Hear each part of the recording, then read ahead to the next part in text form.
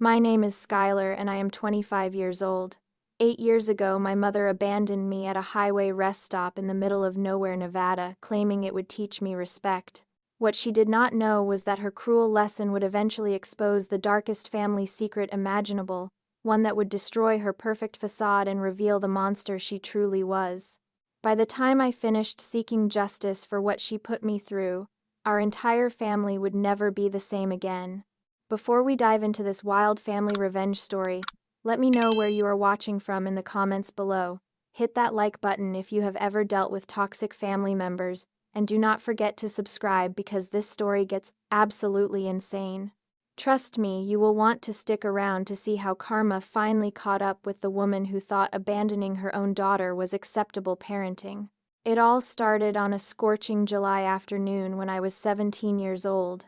I had been arguing with my mother, Patricia, about my college plans. She wanted me to stay home and attend the local community college, but I had gotten accepted to UCLA with a partial scholarship. The fight escalated quickly, as they always did with her. "You are being ungrateful and selfish," she screamed at me, while we were driving back from visiting my grandmother in Phoenix. "I have sacrificed everything for you, and this is how you repay me," I shot back, that I was not asking her to pay for anything, that I would handle the expenses myself through loans and part-time work. But Patricia had always been a control freak, who could not stand the idea of me becoming independent. She needed to be needed to keep me under her thumb. "Maybe you need to learn what real struggle feels like," she said, her voice turning ice cold. "Maybe then you will appreciate everything I have done for you." 20 minutes later, she pulled into a rest stop along Interstate 40. It was one of those desolate places with just bathrooms, vending machines, and endless desert stretching in every direction. The nearest town was 60 miles away. "Get out," she said simply. What, I thought she was joking. I said, "Get out. You think you are so grown up and independent. Prove it. Find your own way home." I stared at her in disbelief. "Mom, this is crazy. We are in the middle of nowhere. Should have thought about that before you decided to disrespect me." She reached across and opened my door. "Out." I grabbed my backpack, which thankfully had my wallet and phone, and stepped out of the car. I expected her to calm down, to realize how insane this was. Instead, she peeled out of the parking lot without looking back, leaving me standing there as the dust settled around me. The first few hours were terrifying. My phone had barely any signal, and when I finally managed to call her, it went straight to voicemail. I tried calling other family members, but no one answered. It was as if they had all been warned not to help me. As the sun began to set, the temperature dropped dramatically. I had never realized how cold the desert could get at night. I huddled in the rest stop bathroom, trying to stay warm and figure out what to do next. A few truckers offered help, but I was too scared to trust strangers. Around midnight, an older woman named Rosa, who worked the night shift cleaning the rest stop, found me crying in the bathroom. She spoke broken English, but her kindness was universal. She gave me a sandwich from her lunch bag and let me use the employee break room to sleep. The next morning, Rosa helped me contact the local sheriff's department. Deputy Martinez was sympathetic, but explained that since I was 17, technically still a minor, they would need to contact my mother before they could provide transportation.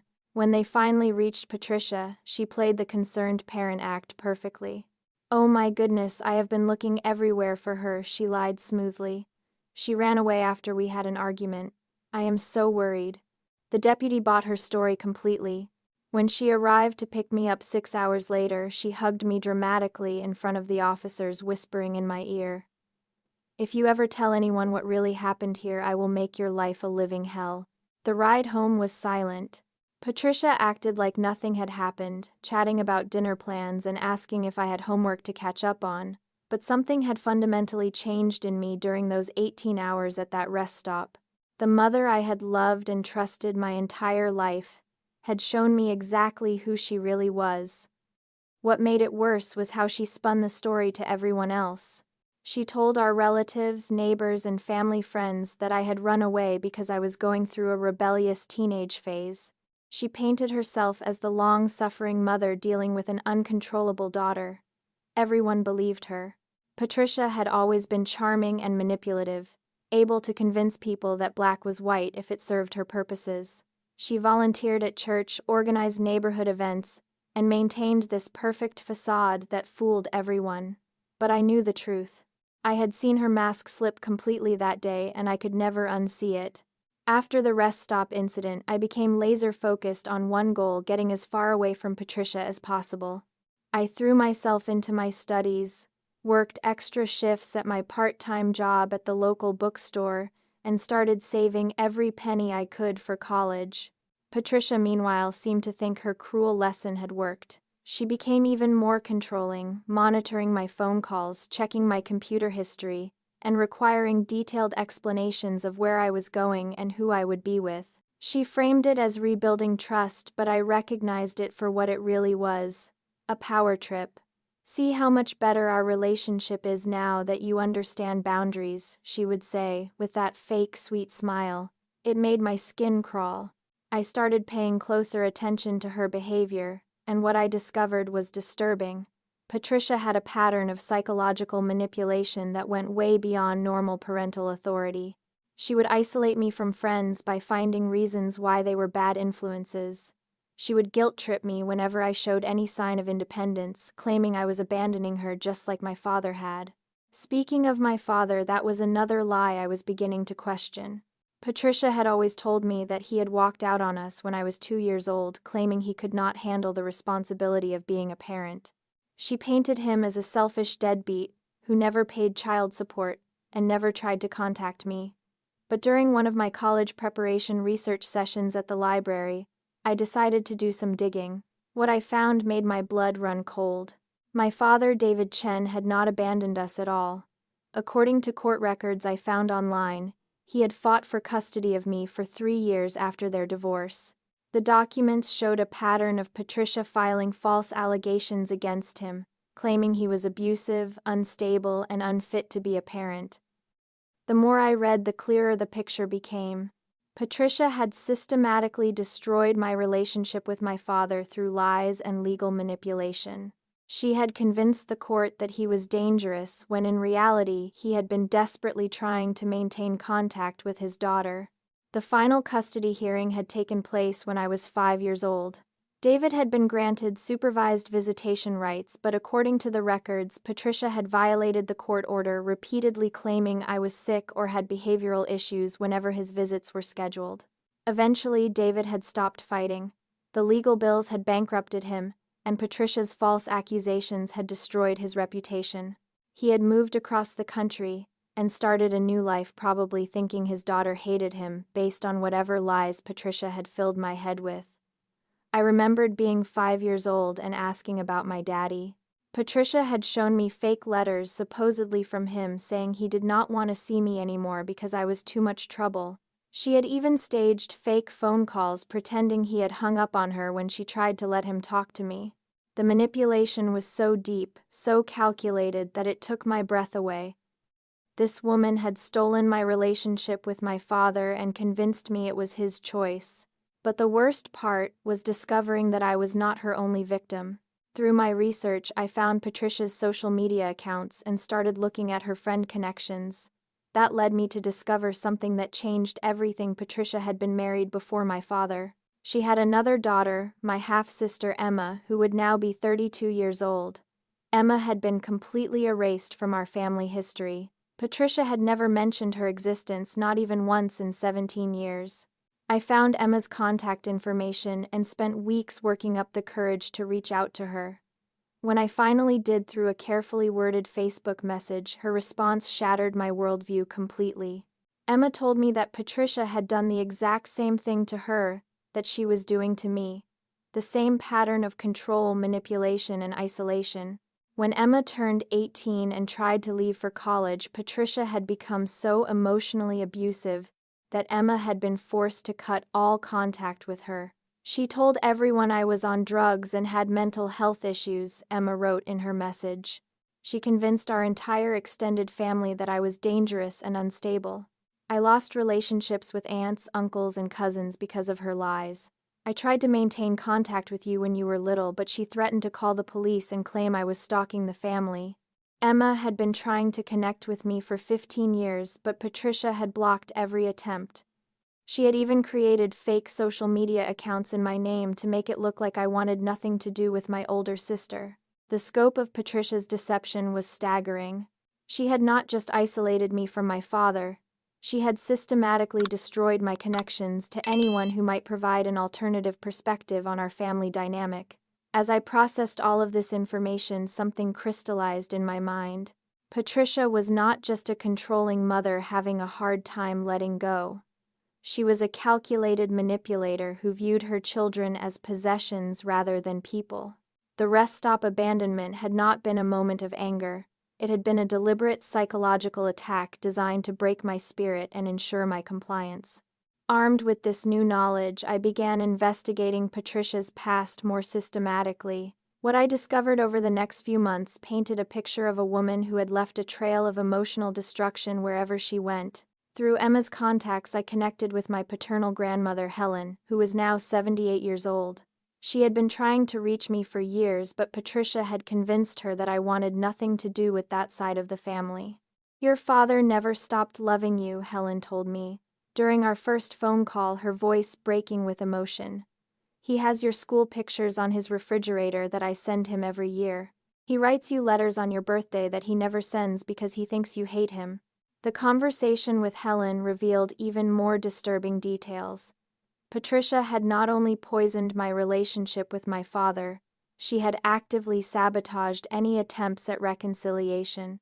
When I was 10 years old, David had sent me a birthday package through Helen. Patricia had intercepted it and told Helen that I had thrown it in the trash without opening it, saying I never wanted to hear from him again. Helen had kept all the gifts David had intended for me over the years. Jewelry, books, photos, letters expressing his love and regret for not being able to be in my life.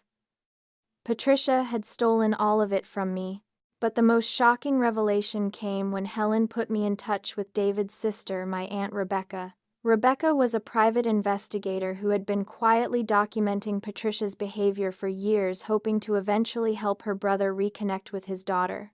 "I have been building a file on your mother since you were 7 years old," Rebecca told me during our clandestine meeting at a coffee shop 2 towns over. "What she did to you and Emma is not just morally wrong, some of it is actually criminal." Rebecca had evidence that Patricia had forged documents, lied to court officials, and possibly committed fraud in her efforts to maintain control over her daughters. More importantly, she had discovered that Patricia had a history of this behavior that went back decades. "She has done this to other people too," Rebecca explained, sliding a thick folder across the table. "Former friends, romantic partners, even her own mother before she died. Patricia has a pattern of identifying people she can control and then systematically isolating them from anyone who might interfere with that control." The folder contained testimonies from Patricia's former neighbors, co-workers, and acquaintances. Story after story of her manipulative behavior, her lies, and her ability to turn people against each other. She had destroyed friendships, ended careers, and broken up families, all while maintaining her image as a pillar of the community. Rebecca had also been in contact with Emma for years, and together they had been working on a plan to expose Patricia's true nature. They had just been waiting for the right moment, and for me to be old enough to understand the truth.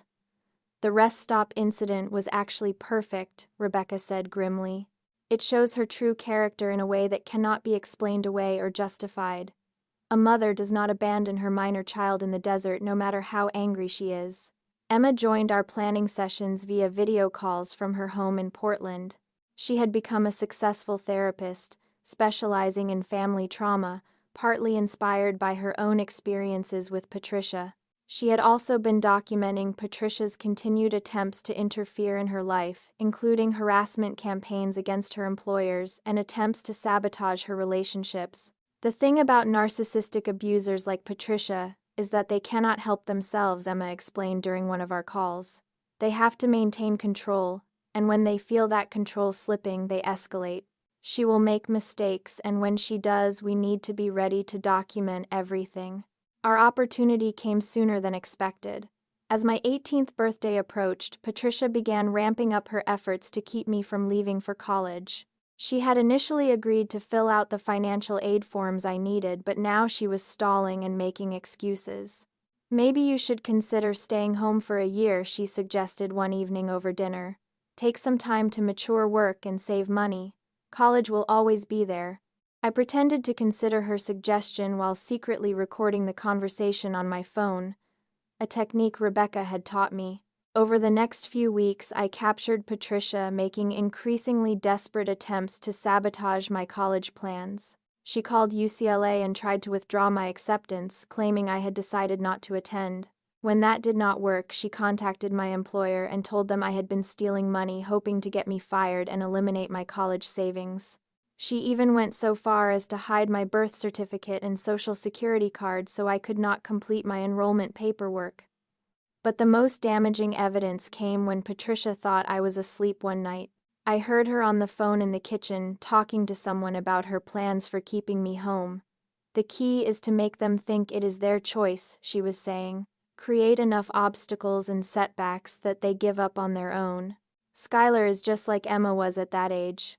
She thinks she knows better than everyone else, but I know how to handle stubborn daughters.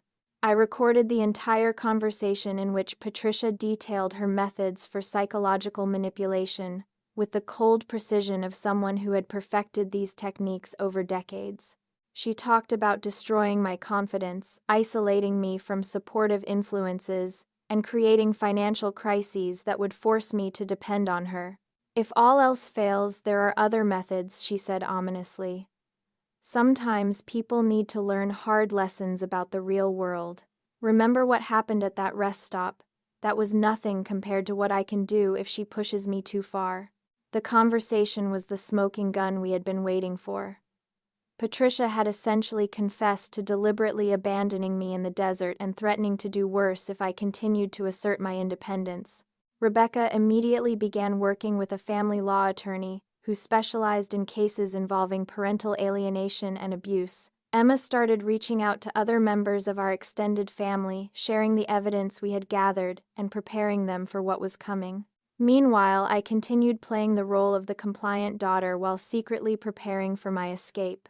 I had been accepted to UCLA with a full scholarship that I had managed to secure without Patricia's knowledge, using my grandmother Helen as an emergency contact and mailing address. The plan was elegant in its simplicity. On the day after my 18th birthday, I would leave for college as originally planned, but this time I would not be going alone or defenseless. I would have legal documentation of Patricia's abuse, financial independence, and a support network of family members she had tried to keep away from me. More importantly, I would be taking with me evidence that could finally expose Patricia for what she really was, not just to me but to the entire community that had been fooled by her act for so long. The countdown to my 18th birthday became the most intense period of my life.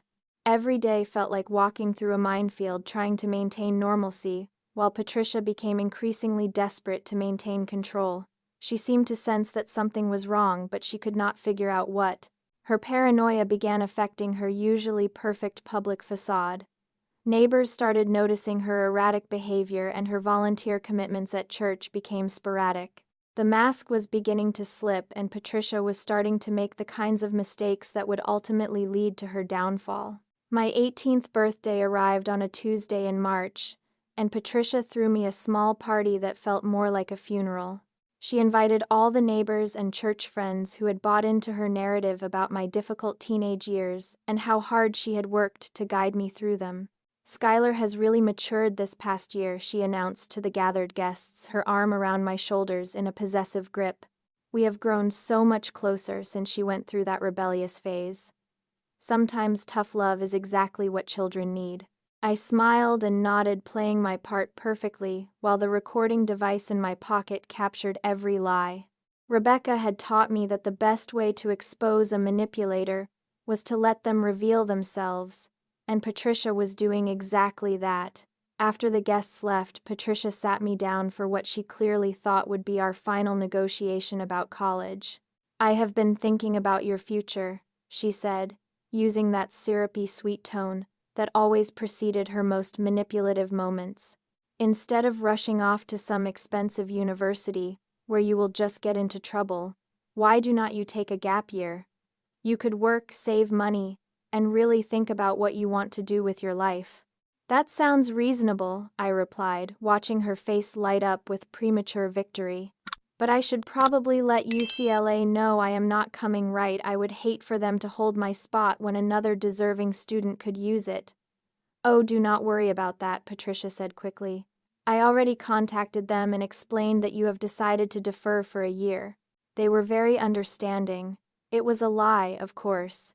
I had called UCLA myself that morning to confirm my enrollment and explain that my mother might contact them with false information.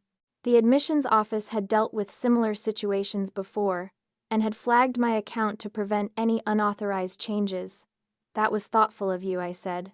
I guess I should also return all this college preparation stuff since I will not be needing it. I gestured to a stack of documents on the coffee table. Financial aid forms, housing applications, and course catalogs that I had deliberately left out where Patricia could see them. Her eyes immediately went to a letter from the financial aid office that I had carefully positioned on top of the pile. It was actually a form rejection letter from a scholarship I had not qualified for, but I had doctored it to look like an award notification for $15,000. What is this? Patricia grabbed the letter, her face going pale as she read the fake award amount. Oh, that came yesterday, I said casually. Some merit scholarship I applied for months ago. I guess I will have to send it back now that I am not going to college. The change in Patricia's demeanor was instant and dramatic. The sweet, concerned mother disappeared, replaced by something cold and calculating. You applied for scholarships without telling me. Her voice had taken on that dangerous edge I remembered from the rest stop. I thought you knew. You signed all the financial aid forms, remember? Those were just applications. I did not think you would actually receive anything. She was scanning the letter frantically, trying to process this new development. $15,000 is a lot of money. Maybe we should reconsider this gap year idea. And there it was, the mask slipping completely. Patricia did not care about my education or my future. She cared about controlling access to any resources that might make me independent.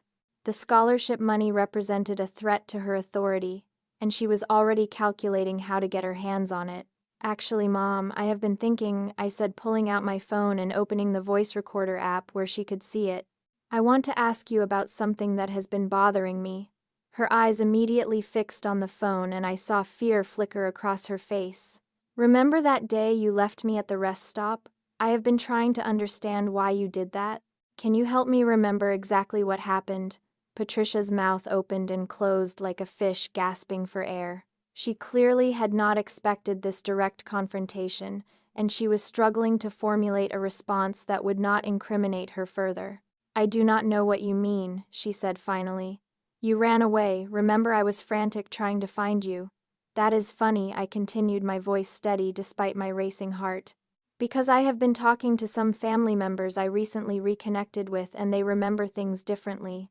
My Aunt Rebecca, for instance, and my sister Emma. The color drained completely from Patricia's face. You have been talking to Emma Schuyler. That girl is very troubled.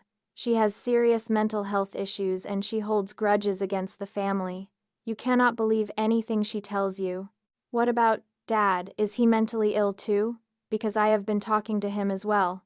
Patricia shot to her feet, her carefully controlled facade cracking like ice in a heat wave.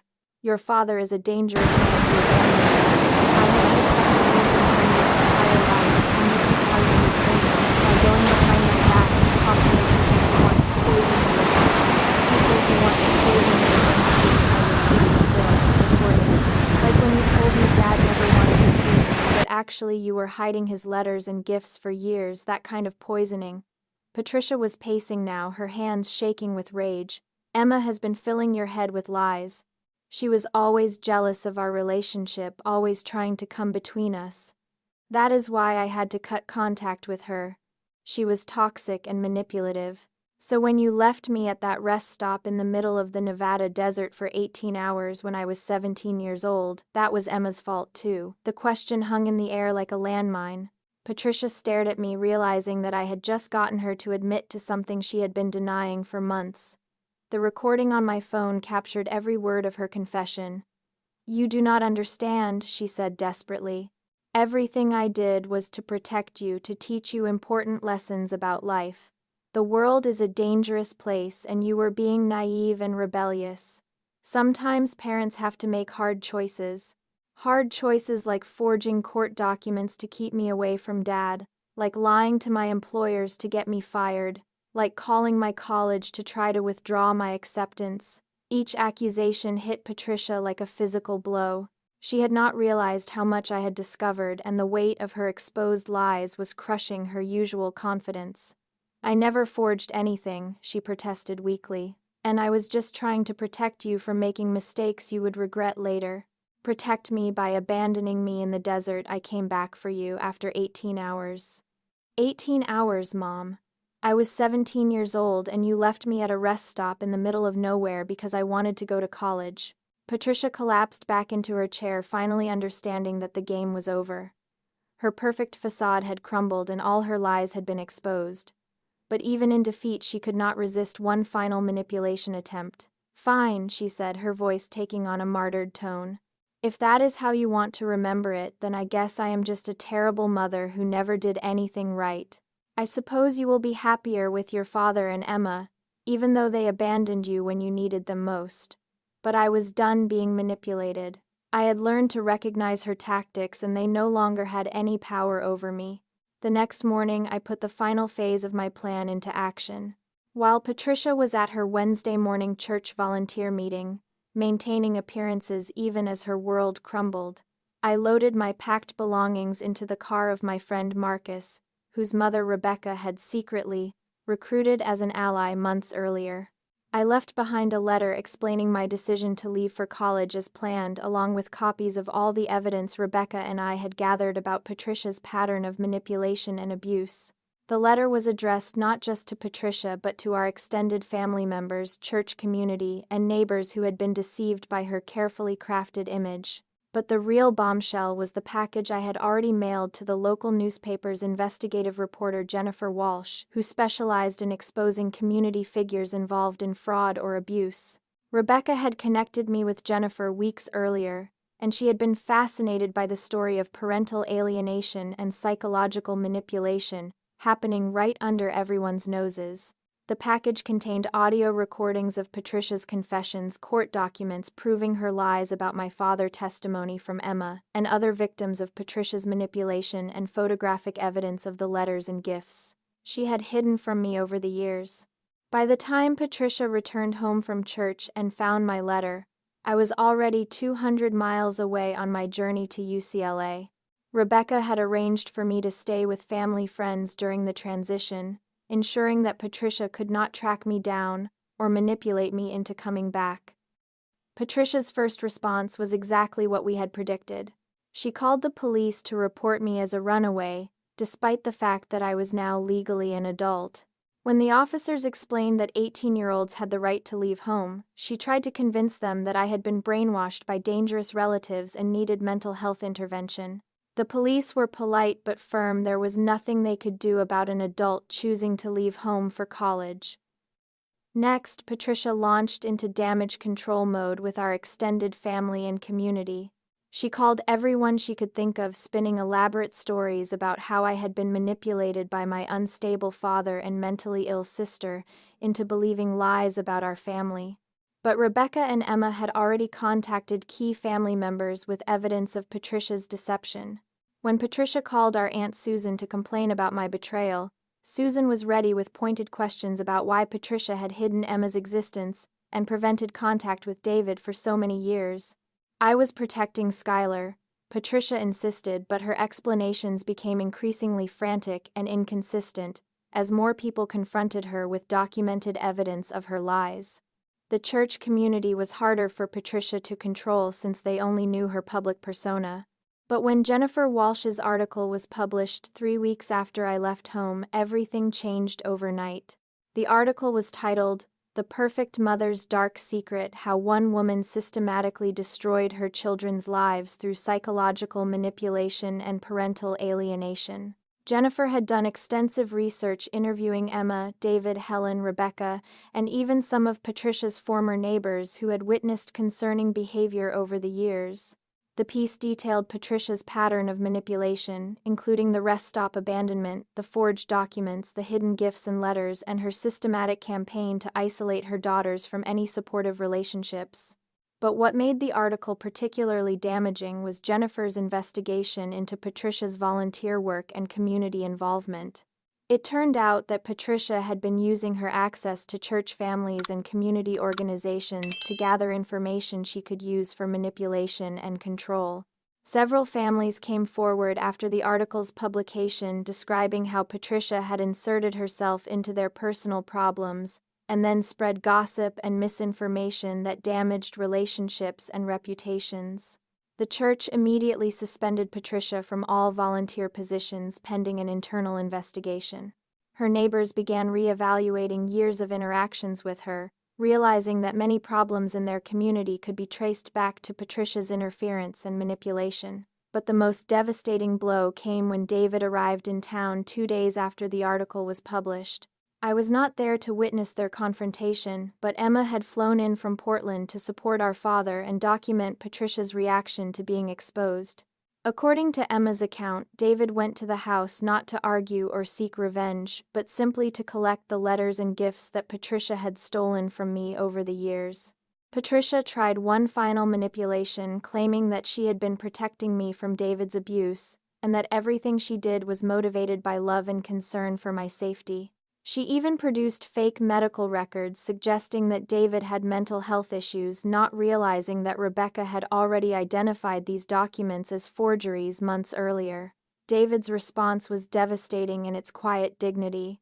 He did not argue with Patricia's accusations or try to defend himself against her lies. Instead, he simply said, "I have waited 16 years to give my daughter the letters I wrote her for every birthday and Christmas. You stole those years from both of us, and nothing you say can justify that." The confrontation was recorded by Emma, and the audio later became evidence in the legal proceedings that followed. Hearing Patricia's desperate attempts to justify the unjustifiable contrasted with David's pain at losing so many years with his daughter was heartbreaking and infuriating in equal measure. Within a month of the article's publication, Patricia had lost her volunteer positions, been shunned by most of her social circle, and faced potential legal charges for document forgery and parental alienation. The perfect life she had built on lies and manipulation had completely collapsed. But even more importantly for me, the truth was finally out in the open. The extended family members who had been turned against Emma and David now understood what had really happened. The community that had viewed Patricia as a model citizen now saw her for what she truly was. The woman who had controlled her daughters through fear, isolation, and psychological manipulation now found herself completely alone, abandoned by the same community she had manipulated for years. The irony was not lost on anyone who knew the full story. Emma later told me that Patricia had tried to reach out to her multiple times, attempting to rebuild bridges now that her facade had crumbled. But Emma had learned long ago that people like Patricia do not change. They only adjust their tactics when their current methods stop working. "She is not sorry for what she did," Emma explained during one of our phone calls. "She is sorry that she got caught. There is a big difference, and it is important that you understand that as you move forward with your life." 3 years have passed since I left that house in Nevada and started my new life at UCLA. As I sit here in my apartment in Los Angeles, preparing to graduate with honors next month, I can honestly say that leaving Patricia was the best decision I ever made. The legal proceedings that followed the publication of Jennifer's article resulted in Patricia being charged with document forgery and harassment. She ultimately pled guilty to reduced charges and received probation, along with a restraining order that prevents her from contacting me, Emma, or David directly. More importantly, the court ordered her to undergo psychological evaluation and treatment, though I have little faith that someone with her level of narcissistic manipulation will ever truly change. Some people are broken in ways that cannot be fixed, and Patricia falls into that category. My relationship with my father has been one of the most healing aspects of this entire experience. David and I started slowly with phone calls and video chats, gradually building the connection that Patricia had stolen from us. He flew out to visit me during my second semester at UCLA, and I finally got to give him the hug I had been denied for 16 years. I wrote you a letter every birthday, he told me during that first visit, tears streaming down his face. I kept them all, hoping that someday I would be able to give them to you. I never stopped loving you, not for a single day. Reading those letters was both heartbreaking and healing. They chronicled a father's love for his daughter, his pain at being separated from her, and his hope that someday the truth would come out. Patricia had stolen those words from me, but she had not been able to destroy the love behind them. Emma and I have developed the sisterhood that Patricia tried to prevent. She visited me in Los Angeles last month, and we spent hours talking about our shared experiences and our hopes for the future. Emma has become not just my sister, but my mentor and friend. Her work as a therapist, helping other survivors of family trauma, has given her insights that have been invaluable in my own healing process. The thing about people like Patricia is that they create trauma, but they also create strength, Emma told me during her visit. Every lie she told, every manipulation she attempted, every relationship she tried to destroy, all of that taught us how to recognize genuine love and healthy relationships when we find them. And I have found genuine love. My boyfriend, Marcus, yes, the same Marcus who helped me escape 3 years ago, has shown me what a healthy relationship looks like. There are no mind games, no manipulation, no attempts to control or isolate. Just honest communication, mutual respect, and the kind of support that builds people up rather than tearing them down. Marcus has also become close with David and Emma, creating the kind of chosen family that Patricia spent years preventing me from having. We spend holidays together, celebrate each other's achievements, and provide support during difficult times. It is everything a family should be, built on love, rather than obligation or control. My academic success at UCLA has exceeded even my own expectations. I am graduating summa cum laude with a degree in psychology and social work, inspired partly by my own experiences and partly by Emma's example. I plan to continue my education with a master's degree in family therapy, specializing in helping children and teenagers who have experienced parental alienation and psychological manipulation. The scholarship money that had triggered Patricia's final breakdown was just the beginning of my financial independence. I have received additional academic awards, secured research assistantships, and built a support network that has made my college experience everything I had hoped it would be. But perhaps the most satisfying aspect of my journey has been the impact our story has had on other families dealing with similar situations. Jennifer Walsh's article was picked up by national media outlets, and I have received hundreds of messages from people who recognized their own experiences in our story.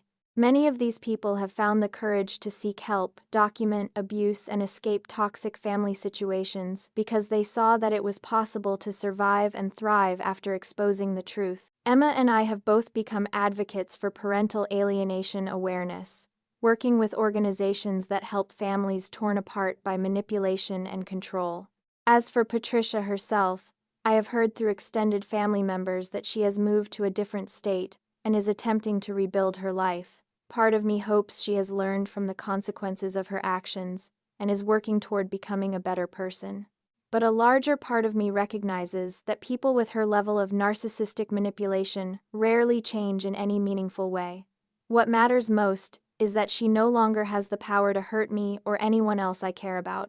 The truth is, out in the open, her victims have found their voices, and her ability to manipulate and control has been permanently damaged. I still think about that 17-year-old girl who was abandoned at a rest stop in the Nevada desert, scared and confused and thinking there was something wrong with her for wanting independence. I wish I could go back and tell her that none of it was her fault, that the problem was never with her desire for freedom and growth. But I cannot change the past. What I can do is use my experiences to help other young people who are trapped in similar situations, to show them that it is possible to break free from toxic family dynamics and build healthy, supportive relationships. The rest stop abandonment that was supposed to break my spirit and force my compliance ultimately became the catalyst for my liberation. Patricia's cruelest lesson taught me the most valuable thing I have ever learned, that love is not about control, and family is not about obligation. Real love empowers people to grow and flourish, and real family supports each other's dreams, rather than destroying them. Now I want to hear from all of you who have stuck with me through this incredible journey of family karma and justice. Have you ever experienced toxic family dynamics where someone tried to control your life through manipulation and lies? How did you find the strength to break free and build healthier relationships? Drop your stories in the comments below, because I know many of you have similar experiences, and sharing them helps other people realize they are not alone. If this story resonated with you and reminded you that justice can prevail even in the darkest family situations, please hit that like button to support survivors of parental alienation and psychological abuse. Subscribe for more real-life stories about overcoming family trauma and building chosen families based on genuine love and support. And please share this video with anyone who might need to hear that it is possible to escape toxic family patterns and create a better life. Thank you so much for listening to my story and for supporting survivors of family manipulation. Remember that your worth is not determined by the people who try to control you, and that real family, whether biological or chosen, lifts you up rather than tearing you down. Until next time, keep fighting for your truth and never let anyone convince you that love requires sacrificing your dreams or your freedom.